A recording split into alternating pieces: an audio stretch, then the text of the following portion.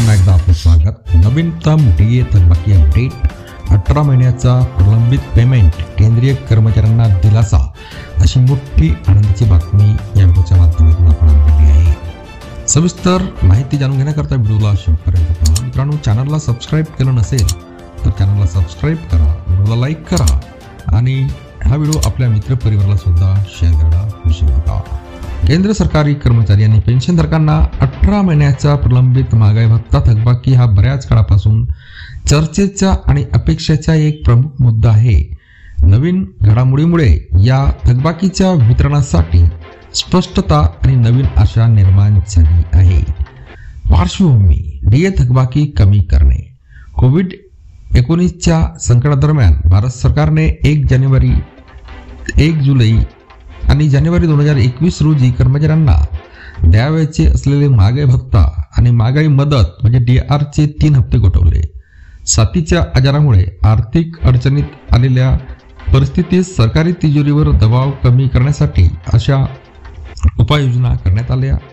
या निर्णयामुळे सुमारे 48 लाख केंद्रीय कर्मचारी आणि 65 लाख पेन्शनधारक प्रभावित झाले।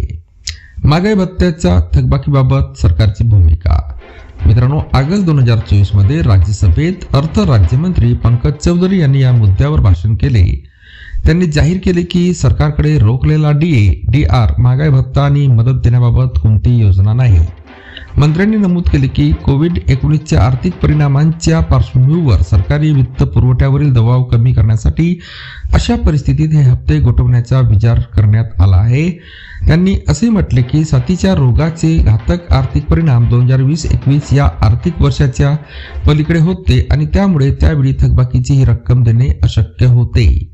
8व्या वेतन आयोगाच्या मंजुरीनंतर नवीन आशा। मित्रांनो, जानेवारी 2025 मध्ये केंद्रीय मंत्रिमंडळाने 8व्या वेतन आयोगाला मान्यता दिली, जो केंद्र सरकारी कर्मचारी आणि पेन्शनधारकांसाठी वेतन आणि पेन्शनमध्ये सुधारणा करण्यासाठी जबाबदार आहे। यामुळे 18 महिन्याच्या महागाई भत्त्याच्या वाटपाबाबत पुन्हा एकदा आशा निर्माण झालेल्या आहेत।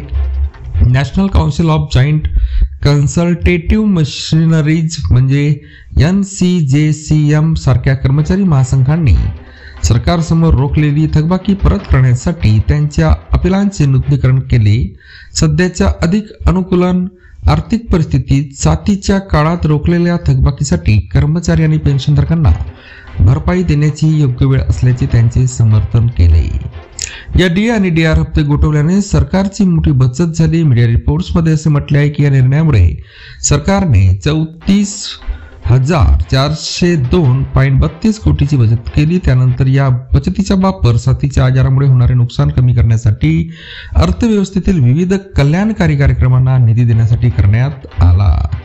18 महिन्यापासून प्रलंबित महागाई भत्ता अजूनही केंद्र सरकारी कर्मचाऱ्यांना आणि सरकारमधील वादांचा मुद्दा आहे।